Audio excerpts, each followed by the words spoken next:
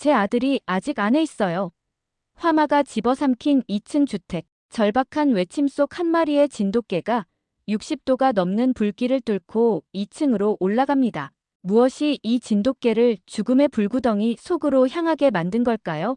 오늘은 독일의 한 작은 도시에서 일어난 순직 소방관의 마지막 선물이 된 진돗개의 놀라운 이야기를 시작하겠습니다.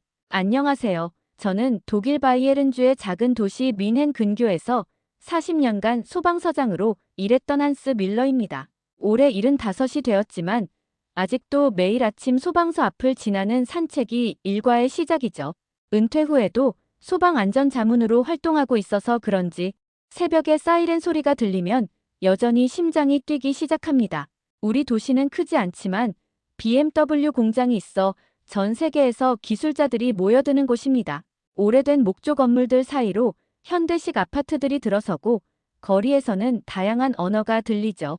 저는 이런 변화를 긍정적으로 바라봅니다. 40년간 이 도시의 안전을 책임지면서 새로운 주민들이 늘어날 때마다 우리 소방서의 책임도 함께 커진다고 생각했으니까요. 소방서장으로서 가장 보람찼던 일은 젊은 소방관들을 교육하는 것이었습니다. 화재 진압 기술도 중요하지만 시민의 생명과 안전을 지키겠다는 사명감을 심어주는 것이 더 중요했죠. 특히 신임 소방관들에게는 항상 이런 말을 해주었습니다. 불을 끄는 것이 우리의 일이 아니라 생명을 구하는 것이 우리의 일이다. 지금도 매주 화요일이면 소방서에서 안전교육을 합니다. 젊은 소방관들이 밀러 선생님이라고 부르며 반갑게 인사할 때면 제가 가르쳤던 소방관들이 떠오르네요. 그 중에는 특별히 기억에 남는 제자가 있습니다. 마커스 바이어. 작년에 화재 현장에서 순직한 그 친구의 이야기를 하려면 먼저 그의 특별한 동반자였던 진돗개 이야기부터 해야 할 것 같습니다. 소방관의 일상에서는 매 순간이 긴장의 연속입니다. 하지만 그 중에서도 가장 힘든 것은 동료를 잃는 일이죠. 40년의 경력 동안 여러 동료들을 잃었지만 마커스의 죽음은 저에게 특별히 큰 상처로 남았습니다. 아마도 그가 데려온 진돗개가 보여준 놀라운 충성심 때문일지도 모르겠네요. 우리 도시의 거리를 걷다 보면 이제는 익숙해진 풍경들이 눈에 들어옵니다. 오래된 성당 옆으로 새로 지어진 현대식 건물들, 전통 맥주집 옆에 다국적 식당들.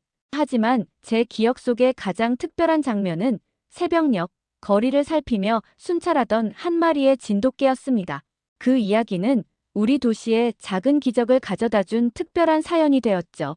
이제 그 이야기를 들려드리려고 합니다. 한 마리의 진돗개가 보여준 놀라운 충성심과 국적을 넘어선 따뜻한 이웃들의 이야기. 제 인생에서 가장 감동적인 순간들 중 하나였던 그 이야기를 시작해 볼까요? 마커스를 처음 만난 건 15년 전입니다. 신임 소방관 교육 과정에서 눈에 띄게 열정적인 청년이었죠. 늘 먼저 나서서 일하고 위험한 상황에서도 침착하게 대처하는 모습이 인상적이었습니다. 그가 한국 소방청 연수를 지원했을 때 저는 망설임 없이 추천서를 써주었습니다. 6개월간의 연수 기간 동안 마커스는 한국의 선진 소방 시스템을 배우며 많은 것을 느꼈다고 하더군요. 하지만 그가 한국에서 얻은 것 중 가장 특별한 건 다름 아닌 무궁화였습니다. 서장님, 이게 바로 진돗개입니다. 이름은 무궁화예요. 마커스가 연수를 마치고 돌아왔을 때 그의 옆에는 늠름한 진돗개가 있었죠. 처음에는 의아했습니다. 우리나라에도 좋은 구조견들이 많은데 하필 낯선 한국의 개를 데려왔나 싶었거든요. 하지만 마커스는 진돗개의 특별함을 확신하고 있었습니다. 무궁화는 달라요. 한국에서 구조 훈련을 받은 특별한 개예요. 진돗개는 주인에 대한 충성심이 끝없다고 해요. 게다가 영리하고 용감하죠. 그의 설명을 들으며 무궁화를 바라보니 유난히 또렷한 눈빛이 인상적이었습니다. 마커스는 퇴근 후에도 무궁화와 함께 추가 훈련을 했습니다. 그들의 모습을 지켜보면서 느꼈죠. 이건 단순한 훈련이 아닌 서로에 대한 깊은 신뢰를 쌓아가는 과정이었다는 걸요. 무궁화는 마커스의 작은 손짓 하나로도 상황을 파악하고 마커스는 무궁화의 미세한 반응도 놓치지 않았습니다. 5년 전 마커스는 안나와 결혼했습니다. 결혼식장에서 무궁화는 반짝이는 목걸이를 하고 신랑 옆에 앉아 있었죠. 안나는 무궁화를 마커스의 둘도 없는 동반자로 받아들였고 그들은 행복한 가정을 꾸려갔습니다. 특히 아기 토마스가 태어났을 때 무궁화는 마치 자신의 새끼를 대하듯 토마스를 지켰습니다. 하지만 작년 그 끔찍한 사고가 일어났습니다. 대형 창고 화재 현장에서 마커스는 마지막 한 명의 인명 구조를 위해 들어갔다가 건물이 무너지면서 돌아오지 못했죠. 그날 이후 무궁화는 며칠 동안 아무것도 먹지 않았습니다. 하지만 곧 자신에게 새로운 사명이 있음을 깨달은 듯 안나와 토마스, 그리고 클라우스를 지키는 든든한 보호자가 되었습니다. 지금도 가끔 소방서 앞을 지나는 무궁화를 보면 마커스가 떠오릅니다. 마커스가 그토록 신뢰했던 진돗개의 충성심은 그의 부재 후에 더욱 빛을 발하고 있었으니까요. 마커스가 우리에게 남긴 것은 단순한 반려견이 아닌 진정한 가족이었던 것입니다. 매일 아침 6시, 우리 동네는 무궁화의 일상으로 시작됩니다. 안나의 아버지 클라우스가 아침 약을 먹어야 하는 시간이죠. 무궁화는 시계보다 더 정확하게 이 시간을 지킵니다. 클라우스의 방 앞에서 부드럽게 낑낑거리며 때로는 살짝 문을 발로 긁어가며 깨우죠. 클라우스는 작년 겨울 넘어지면서 다리를 다쳐 거동이 불편해졌습니다. 지팡이에 의지해 걸어야 하는데 무궁화는 항상 그의 왼쪽에서 천천히 걸음을 맞춥니다. 가끔 클라우스가 비틀거릴 때면 재빨리 몸을 받쳐주는 모습을 보면 마치 오랜 경력의 간호사 같다는 생각이 들 정도입니다. 8시쯤이면 토마스가 깨어납니다. 이제 8달이 된 토마스는 마커스를 닮아 유난히 눈이 크고 선한 아이죠. 토마스가 울음을 터뜨리면 무궁화가 제일 먼저 달려갑니다. 아기 침대 옆에 앉아 토마스가 진정될 때까지 가만히 지키고 있는 모습이 마치 친어미 같아요. 무궁화는 우리 토마스의 수호천사예요. 안나가 종종 이런 말을 합니다. 실제로 토마스가 기어다니기 시작하면서 무궁화의 역할은 더 바빠졌습니다. 위험한 물건에 손을 뻗을 때면 몸으로 막아서고 계단 근처에 가면 부드럽게 물어서 데려오죠. 특히 인상 깊은 건 저녁 시간입니다. 안나가 마커스의 사진 앞에서 기도할 때면 무궁화는 조용히 그녀의 곁을 지킵니다. 가끔 안나의 눈시울이 붉어질 때면 살며시 얼굴을 비벼대며 위로하는데 그 모습을 보고 있으면 저도 마음이 뭉클해집니다. 주말이면 무궁화는 더욱 바빠집니다. 아침부터 클라우스의 산책 동행이 있고 토마스와 마당에서 놀아주고 안나의 장보기도 함께 해야 하죠. 장바구니를 물어 나르는 모습이 얼마나 당당한지 지나가는 이웃들의 시선을 한 몸에 받습니다. 마커스가 하늘에서 우리를 지켜보고 있다면 분명 무궁화를 자랑스러워할 거예요. 얼마 전 안나가 한 말입니다. 정말 그럴 것 같아요. 마커스가 그토록 신뢰했던 진돗개의 충성심은 이렇게 가족을 지키는 모습으로 매일매일 증명되고 있으니까요. 우리 동네 사람들은 이제 무궁화를 수호천사라고 부릅니다. 단순한 반려견이 아닌 한 가정을 지키는 든든한 보호자로 인정하게 된 거죠. 저는 가끔 생각합니다. 어쩌면 마커스는 알고 있었을지도 모른다고요. 언젠가 자신이 없더라도 무궁화가 이렇게 가족을 지켜줄 거라는 걸요. 지난달 어느 날 우리 동네에 새로운 이웃이 이사 왔습니다. BMW 본사의 자율주행 기술 책임자로 발탁된 김준호 연구원과 그의 가족이었죠. 이사 첫날부터 남다른 모습이 눈에 띄었습니다. 아침 일찍부터 각 집마다 정성스레 포장된 떡과 과일을 돌리며 인사를 다니더군요. 제 차례가 되어 현관문을 열었을 때 김준호는 공손하게 고개를 숙이며 인사했습니다. 안녕하세요. 이번에 이사 온 김준호입니다. 앞으로 잘 부탁드립니다. 그의 한국어 억양이 묻어나는 독일어가 친근하게 느껴졌죠. 그때 옆집 안나의 집에서 무궁화가 달려 나왔습니다. 그 순간을 잊을 수가 없네요. 무궁화를 본 김준호의 눈이 커졌고 그의 아내는 놀란 목소리로 진돗개잖아요. 라고 외쳤습니다. 무궁화는 평소와 다르게 꼬리를 흔들며 그들에게 다가갔죠.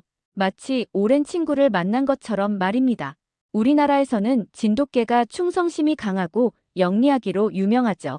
김준호가 무궁화의 머리를 쓰다듬으며 말했습니다. 그의 말에 저는 마커스의 이야기를 들려주었죠. 한국 소방청 연수 시절의 인연으로 무궁화를 데려왔던 것부터 순직 후에도 가족을 지키고 있는 이야기까지 김준호 부부는 깊은 관심을 보였습니다. 특히 무궁화라는 이름에 대해 설명하면서 그들 부부의 눈시울이 붉어지더군요. 우리나라를 상징하는 꽃 이름을 붙여준 마커스 소방관님의 마음이 느껴지네요. 김준호의 아내가 말했습니다. 그날 오후 김준호네 가족이 안나의 집을 방문했습니다. 한국어로 안녕하세요라고 인사하는 소리가 들렸고 무궁화는 그들 사이를 즐겁게 오가며 꼬리를 흔들었죠. 마치 두 가정을 이어주는 다리 역할을 하는 것 같았습니다. 토마스는 김준호네 5살 딸 지민이와 금세 친해졌고 무궁화는 지민이의 작은 손길에도 온순하게 반응했죠. 클라우스도 오랜만에 밝은 표정을 지었습니다. 새로운 이웃들의 방문이 우리 모두에게 신선한 기운을 불어넣은 것 같았어요. 그렇게 우리 동네에 새로운 이웃이 더해졌습니다. 처음에는 단순히 외국에서 온 가족이라고만 생각했는데 무궁화를 통해 특별한 인연이 시작될 것 같은 예감이 들었죠. 때로는 이렇게 예상치 못한 만남이 우리 삶을 더욱 풍요롭게 만드는 것 같습니다. 김준호네 가족이 이사 온 지 일주일 후 저는 뜻밖의 광경을 목격했습니다. 토요일 아침 김준호의 아내가 정성스럽게 포장된 반찬통을 들고 안나의 집 초인종을 누르는 모습이었죠. 한국에서는 이웃과 음식을 나누는 것이 당연한 문화라고 김준호의 아내가 수줍게 말하더군요. 처음에는 안나도 당황한 듯 했습니다. 하지만 그 반찬통 안에는 단순한 음식 이상의 것이 담겨 있었죠. 노란 단무지, 빨간 김치, 갈색 멸치볶음까지 마치 무지개처럼 다채로운 반찬들이 안나의 눈길을 사로잡았습니다. 무궁화도 익숙한 냄새를 맡았는지 꼬리를 흔들며 반가워하더군요. 이렇게 정성스러운 반찬을 매주 준비하시다니. 안나가 감동한 목소리로 말했습니다. 정말이지 대단한 정성이었습니다. 나중에 알고 보니 김준호의 아내는 전날 밤늦게까지 반찬을 준비했다고 하더군요. 특히 클라우스를 위해 염분을 줄인 된장찌개를 따로 준비했다는 말에 저는 깊은 감동을 받았습니다.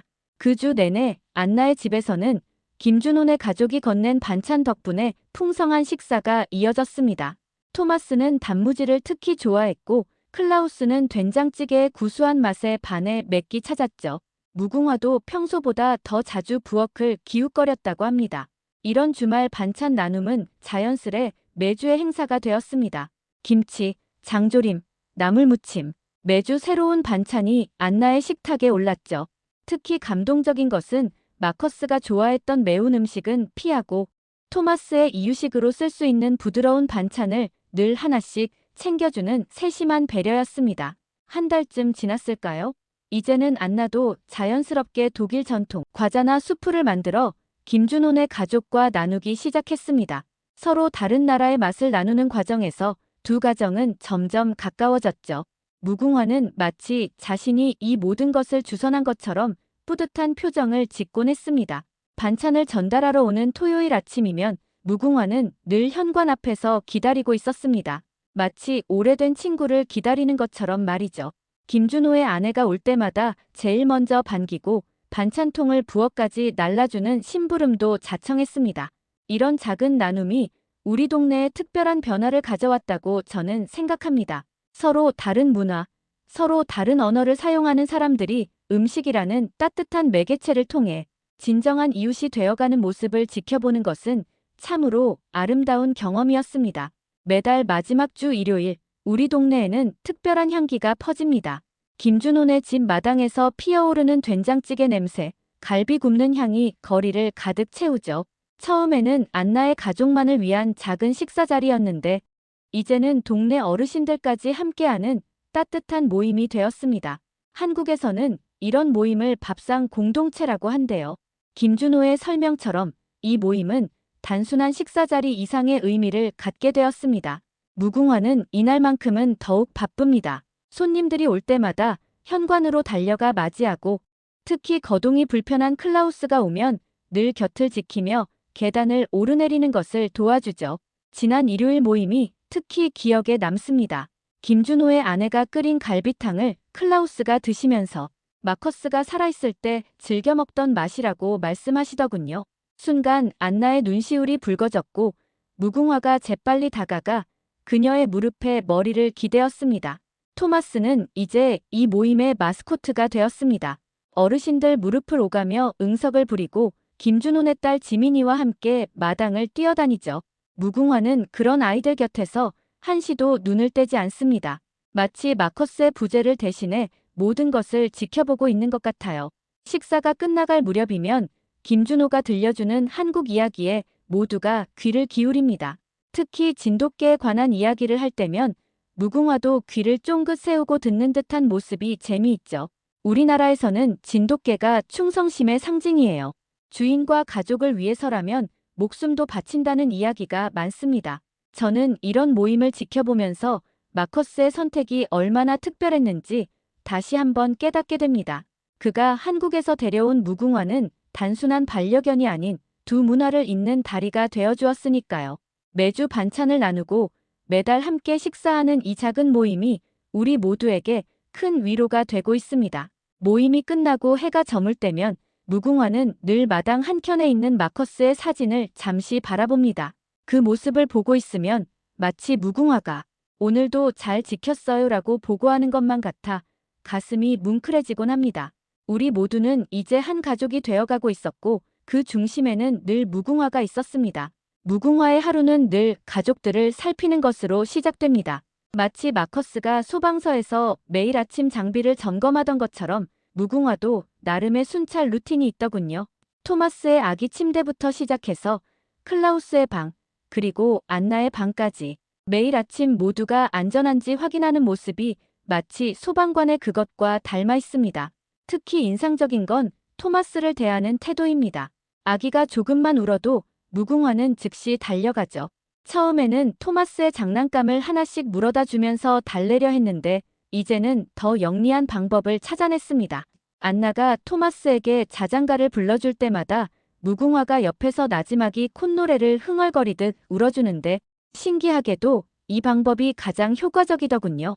무궁화는 마커스보다 더 세심해요. 안나가 종종 이런 말을 합니다. 얼마 전에는 토마스가 처음으로 기어가기 시작했는데 무궁화가 먼저 집안의 위험한 물건들을 물어다 높은 곳으로 옮겨놓았다고 하더군요. 심지어 전기선까지 물어서 정리했다니 그 영리함이 놀랍기만 합니다. 클라우스와의 관계는 더욱 특별합니다. 클라우스가 아침마다 복용하는 약을 절대 잊지 않게 해주죠. 시계가 6시를 가리키면 어김없이 약봉지를 물어다 줍니다. 가끔 클라우스가 약 먹는 것을 잊으려 하면 무궁화가 옷자락을 물고 끌기도 한답니다. 저녁이면 무궁화는 특별한 의식을 치릅니다. 거실에 걸린 마커스의 사진 앞에서 잠시 앉아 있는 거죠. 그러다 안나가 눈물을 보이면 살며시 다가가 그녀의 무릎에 머리를 기대곤 합니다. 무궁화가 있어서 정말 다행이에요. 마커스의 빈자리를 이렇게나마 채워주니까요. 안나의 이 말에 저도 깊이 공감합니다. 밤이 되면 무궁화는 현관문 앞에 꼭 앉아 있습니다. 마치 마커스가 퇴근하길 기다리는 것 같은 모습이죠. 하지만 이내 토마스의 방으로 가서 잠자리를 지킵니다. 한밤중에 아기가 깨어날까봐 늘 귀를 쫑긋 세우고 있죠.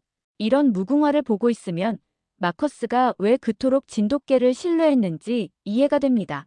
주말이면 무궁화의 활약은 더욱 빛을 발합니다. 아침 산책부터 시작해서 토마스와의 놀이시간, 클라우스의 신문 물어오기, 안나의 장보기 동행까지 하루 종일 가족들과 함께하며 그들의 일상을 지키고 있습니다. 마치 마커스가 그랬던 것처럼 말이죠. 새벽 3시 15분, 여느 때처럼 잠 못 이루고 창가에 앉아 있었습니다. 40년간의 소방 생활이 남긴 직업병이죠. 그때였습니다. 건너편 안나의 집 앞에서 무궁화가 평소와 다르게 불안한 듯 왔다 갔다 하는 모습이 눈에 들어왔습니다. 순간 피가 거꾸로 솟는 것 같았습니다. 창문을 열자 희미한 연기 냄새가 느껴졌습니다. 연기가 나는 방향은 안나의 집이었죠. 재빨리 119에 신고를 하면서 착잡한 마음이 밀려왔습니다. 이 도시에서 가장 가까운 소방서까지 도착하는데 최소 7분. 그 시간이 이토록 길게 느껴진 적은 없었습니다. 무궁화는 이미 안나의 집 앞에서 초조하게 왔다 갔다 하고 있었습니다. 평소에 침착한 모습은 온데간데 없고 안절부절 못하는 모습이었죠. 현관문 쪽으로 달려갔다가 2층 창문을 올려다보기를 반복했습니다. 전형적인 화재 초기 증상이었죠. 아직 큰 불길은 보이지 않았지만 2층 창문 틈새로 연기가 새어나오고 있었습니다. 이건 전기 화재의 징후야. 순간 제 입에서 나온 말입니다. 오래된 전선에서 시작되는 화재 특유의 냄새였죠. 겨울철 노후주택의 전기 화재는 제가 가장 우려하던 상황이었습니다. 게다가 이 시간이면 모두가 깊은 잠에 빠져 있을 테니까요. 무궁화의 행동이 더욱 급박해졌습니다. 이제는 현관문을 핥히기 시작했죠. 소리를 지르려 하다가도 마치 불필요한 소음을 자제하는 것처럼 낑낑거리기만 했습니다. 그 모습에서 구조견 훈련을 받은 무궁화의 전문성이 엿보였습니다. 저는 즉시 이웃들을 깨우기 시작했습니다. 화재 발생, 모두 깨어나세요. 하지만 가장 걱정되는 건 2층에서 자고 있을 클라우스였습니다. 거동이 불편한 그가 연기 속에서 계단을 내려오기는 쉽지 않을 테니까요. 김준호네 집 초인종을 누르면서 시계를 확인했습니다. 3시 18분, 소방차 도착까지 아직 4분이나 남았죠. 화재 현장에서 4분은 영원과도 같은 시간입니다. 특히 누군가의 생명이 위험할 수 있는 상황이라면 더욱 그렇죠. 그때였습니다. 2층 창문에서 안나의 비명이 들렸고 동시에 무궁화가 1층에서 2층으로 향하는 계단으로 달려가기 시작했습니다. 40년 소방 경력으로도 이런 순간만큼은 가슴이 철렁합니다. 마커스가 순직한 그날처럼 말이죠. 저는 재빨리 현관으로 달려갔습니다. 하지만 문을 열자마자 맞닥뜨린 검은 연기와 열기에 한 걸음도 더 나아갈 수 없었습니다. 40년 경력의 소방관이었지만 장비 없이 이 정도 연기를 뚫기는 힘들었죠. 그 사이 무궁화는 이미 자욱한 연기 속으로 사라졌습니다. 토마스, 아빠, 안나의 절박한 외침이 들렸습니다. 2층에서 연기가 더욱 짙어지고 있었죠. 김준호가 옆집 창문에서 소리쳤습니다. 뒤쪽 비상계단으로 가보세요. 제가 소화기 들고 갈게요. 그 순간 마커스의 목소리가 떠올랐습니다. 화재 현장에서 가장 중요한 건 침착함이다. 무궁화는 이미 2층으로 향하는 계단을 달려가고 있었습니다. 연기 속에서도 집 구조를 완벽하게 파악하고 있는 듯 했죠. 저는 무궁화를 따라 올라가려 했지만 연기가 눈을 찌르듯 아팠습니다. 40년 경력의 소방관이었지만 장비 없이 이 정도 연기를 뚫기는 힘들었습니다. 그때 1층에서 안나가 절뚝이며 나왔습니다. 클라우스 아버지가 2층에서 말을 잇지 못하는 안나의 모습에 가슴이 철렁했습니다. 김준호가 재빨리 안나를 부축해 밖으로 데리고 나갔죠. 하지만 안나는 계속 발버둥 쳤습니다.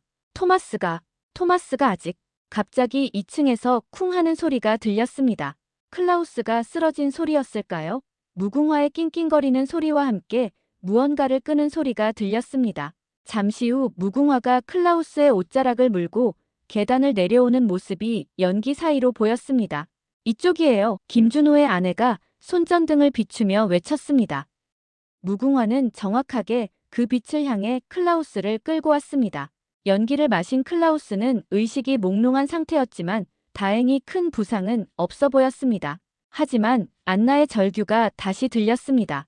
토마스, 제 아들이 아직 안에 있어요. 그 순간 무궁화의 귀가 쫑긋 섰습니다. 마치 마커스가 출동 명령을 받았을 때처럼 똑같은 긴장감이 느껴졌죠. 무궁화는 잠시 클라우스를 내려다보더니 다시 연기 속으로 뛰어들었습니다. 저 멀리서 사이렌 소리가 들리기 시작했습니다. 하지만 지금 이 순간 토마스의 생명은 무궁화의 손에 달려 있었습니다. 마커스가 마지막 순간 보여준 것과 같은 용기와 사명감이 무궁화의 눈빛에서 보였습니다. 연기는 점점 더 짙어졌고 이제는 2층 창문에서 불꽃이 보이기 시작했습니다. 소방차 사이렌 소리는 가까워지고 있었지만 그 몇 분이 마치 영원처럼 느껴졌습니다. 안나는 김준호 부부가 말릴 새도 없이 다시 집 안으로 뛰어들려 했습니다. 토마스, 안나의 절규가 밤 공기를 가르는 순간 2층 아기방에서 희미한 울음소리가 들렸습니다. 그리고 그 소리를 따라 무궁화가 망설임 없이 불길 속으로 뛰어들었죠.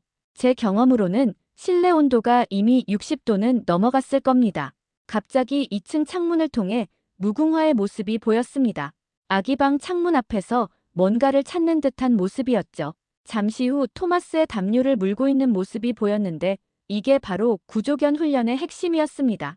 아기를 직접 물면 다칠 수 있기에 담요를 이용해 안전하게 구조하는 방법을 훈련받았던 거죠. 무궁화가 토마스를 찾았어요. 제가 외치자마자 안나가 달려왔습니다. 하지만 상황은 심각했습니다. 불길이 이미 계단을 타고 올라오고 있었고 평소 사용하던 통로는 모두 막혀 있었죠. 그때 무궁화가 놀라운 결정을 내립니다. 창문 아래에는 차양막이 있었습니다. 무궁화는 토마스를 담요째 물고 차양막 위로 조심스럽게 내려섰습니다. 마치 수없이 훈련한 것처럼 안정적인 동작이었죠. 김준호가 재빨리 사다리를 가져왔고 그 순간 제 심장은 거의 멎을 뻔했습니다. 무궁화는 담요를 물고 있는 상태에서 차양막을 따라 조금씩 이동했습니다. 토마스는 울음을 그치고 마치 무궁화를 신뢰하는 듯 조용히 있었죠. 한 발짝, 한 발짝. 그 몇 초가 마치 몇 시간처럼 느껴졌습니다. 마침내 사다리에 도착했을 때 김준호가 조심스럽게 토마스를 받아냈습니다. 그 순간 안나가 쓰러질 듯 흐느꼈고 무궁화는 마지막 힘을 다해 사다리를 타고 내려왔습니다. 토마스는 놀랍게도 전혀 다치지 않았고 오히려 무궁화를 보며 방긋 웃었습니다. 소방차가 도착했을 때 우리는 모두 눈물을 흘리고 있었습니다. 무궁화의 발바닥은 화상으로 붉게 부어올랐지만 그의 눈빛만은 여전히 늠름했습니다. 마치 마커스의 영혼이 함께했던 것처럼 무궁화는 불가능한 구조를 완벽하게 해낸 것입니다. 소방차가 도착했을 때 제일 먼저 뛰어내린 소방관은 마커스의 오랜 동료 토마스 바우어였습니다. 그는 무궁화를 발견하자마자 걸음을 멈췄죠. 이럴 수가. 마커스가 늘 자랑하던 그 구조 방식 그대로야. 토마스의 목소리가 떨렸습니다. 불길은 아직 맹렬했지만 소방관들의 시선은 잠시 무궁화에게 고정되어 있었습니다. 마커스가 생전에 자주 이야기했던 진돗개의 구조 능력을 직접 목격한 순간이었으니까요. 마커스가 한국에서 배워온 그 특별한 구조 기술. 무궁화가 정확하게 재현했어. 화재 진압이 시작되면서 저는 바우어 소방관에게 상황을 설명했습니다. 무궁화가 어떻게 화재를 가장 먼저 감지했는지 클라우스를 구하고 토마스를 구출하기까지의 과정을 말씀드렸죠. 그의 눈시울이 붉어졌습니다. 마커스, 자네가 남긴 것은 단순한 반려견이 아니었구만. 응급구조대원들이 안나와 토마스, 클라우스를 검진하는 동안 다른 소방관들이 무궁화의 발을 치료하기 시작했습니다. 놀랍게도 무궁화는 고통스러웠을 텐데도 끝까지 안나 가족 곁을 지키려 했죠. 마커스가 늘 그랬듯이 말이야. 자신보다 타인을 먼저 생각하는 마음. 화재 진압이 완료되고 바우어 소방관이 1차 현장 검증을 마쳤습니다. 2층 전기 배선에서 시작된 화재가 맞습니다. 무궁화의 빠른 감지가 없었다면 그는 말을 잇지 못했습니다. 우리 모두 알고 있었죠. 오늘 밤 있을 뻔했던 끔찍한 참사를 무궁화가 막아냈다는 것을. 마커스의 동료들은 하나둘 무궁화 앞에 무릎을 꿇고 앉았습니다.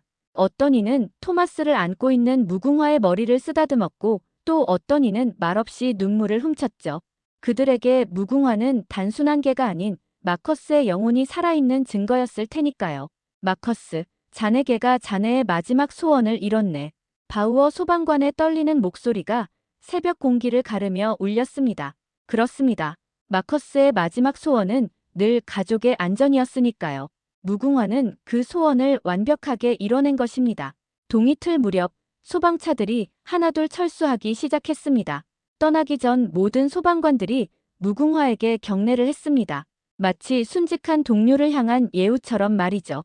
그들의 눈빛에서 저는 확신할 수 있었습니다.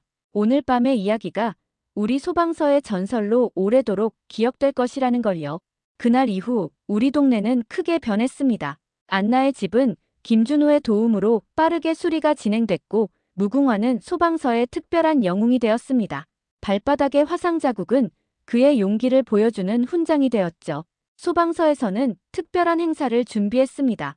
마커스가 순직한 지 1주기가 되는 날 무궁화에게 특별 공로상을 수여하기로 한 것입니다. 시장님도 참석한 그 자리에서 바우어 소방관은 떨리는 목소리로 말했습니다. 우리는 마커스를 잃었지만 그가 우리에게 남긴 선물은 여전히 생명을 구하고 있습니다. 더욱 감동적인 것은 한국 소방청에서 온 소식이었습니다. 마커스가 연수 시절 만났던 한국 소방관들이 무궁화의 활약을 듣고 특별 감사패를 보내온 것이죠. 진돗개의 충성심과 용기는 국경을 넘어 생명을 구했습니다. 그들의 메시지는 우리 모두의 마음을 울렸습니다. 김준호의 아내는 이제 매주 토요일 반찬을 나눌 때 무궁화의 특별식도 함께 준비합니다. 우리나라에서는 이런 분들을 의인이라고 해요. 무궁화는 우리 동네의 의인이죠.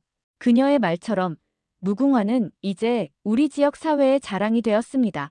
토마스는 이제 무궁화 없이는 잠들지 못합니다. 매일 밤 무궁화의 발바닥에 새살이 나도록 연고를 발라주는 것도 토마스의 몫이 되었죠. 클라우스는 이제 무궁화를 나의 수호천사라고 부릅니다. 안나는 말합니다. 마커스가 우리 곁을 떠날 때 이렇게 특별한 수호천사를 남겨놓고 갔네요. 지역신문은 무궁화의 이야기를 일면에 실었습니다. 소방관의 혼이 담긴 진돗개, 가족을 구하다. 이 기사는 전국으로 퍼져나갔고 많은 사람들이 무궁화를 보러 우리 동네를 찾아옵니다. 그때마다 김준호는 진돗개의 우수성과 한국인의 정을 자랑스럽게 설명하곤 하죠. 저는 이제 매일 아침 산책할 때면 무궁화를 만납니다. 안나의 집 앞을 지날 때마다 무궁화가 반갑게 달려나와 함께 걷곤 하죠. 그의 발걸음은 여전히 당당하고 눈빛은 늘 깨어 있습니다. 소방서 앞을 지날 때면 항상 잠시 멈춰 섭니다. 무궁화도 제 옆에 앉아 마커스의 사진을 바라보곤 하죠. 그때마다 무궁화의 꼬리가 살짝 흔들리는 모습을 보면 마커스의 영혼이 아직도 우리와 함께 있는 것만 같습니다. 이제 우리 동네 사람들은 말합니다.